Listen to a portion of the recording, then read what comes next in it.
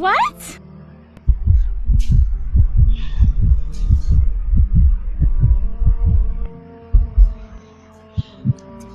இன்னும் ஒரு நாள்ல பக்ரீத். அன்னைக்கு செய்ய வேண்டிய முக்கியமான காரியத்தை செஞ்சு முடிச்சிடணும்.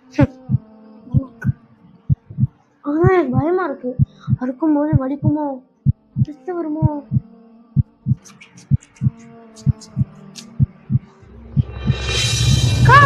என்ன பண்ற? என்னக்கா கத்தி இருக்க? நிஜமாவே இன்னைக்கு அதை செய்ய போறியாக்கா? வேணாக்கா, எனக்கு ரொம்ப பயமா இருக்கு. ரோஷினி, இன்னைக்கு நம்ம இதை செஞ்சே ஆகணும். அது நம்மளோட கடமை.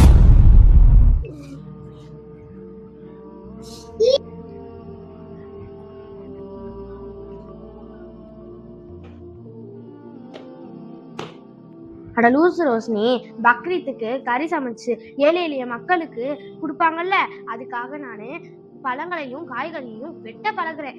அது மட்டும் இல்லாம பக்கத்து வீட்டுக்கார பாட்டி அவங்க ரொம்ப ஏழை, அவங்களுக்காக இந்த பழத்தை நறுக்கி அவனை கொடுக்க போறேன் ரோஷினி. அப்பா, இப்பதான் எனக்கு உயிரே வருது. நீ கூட கத்தி வச்சிருக்கிறத நினைச்சு நான் என்னமோ ஏதுன்னு பயந்துட்டேன். ஆனா குர்பானி கொடுத்து கறிலாம் வெட்டி நம்மளே தானே சாப்பிடுவாங்க. ஏன் மத்தவங்களுக்கு கிஃப்ட் பண்றோம்?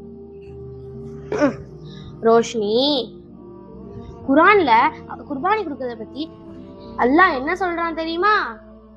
என்னக்கா சொல்றான்? நீங்கள் குர்பானி கொடுக்கும் இறைச்சியோ அல்லது இரத்தமோ அல்லாஹ்வை சென்றடைவதில்லை, மாறாக உங்களது தக்வா இறையச்சமே அல்லாஹ்விடம் சென்றடைகிறது. அப்படியாக்கா? நபி ஸல்லல்லாஹு அலைஹி வஸல்லம் அவர்கள் கூறினார்கள், உங்களுக்கிடையே நீங்கள் பரிசை பரிமாறிக்கொள்ளுங்கள், அதற்குள் அன்பை வளர்த்துக் கொள்ளுங்கள் என்று நபி ஸல்லல்லாஹு அலைஹி வஸல்லம் சொல்றாங்க.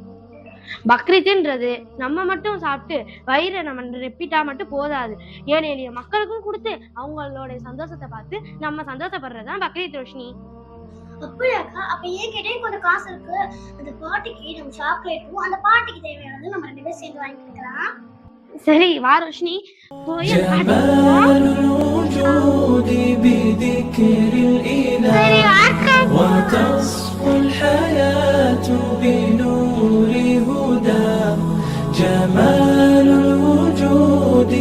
அவற்றின் மாமிசங்களோ அல்லது அவற்றின் உதிரங்களோ அல்லாஹ்வை சென்றடைவதில்லை, எனினும் உங்களிடமுள்ள தக்வாதான் அவனை அடையும்.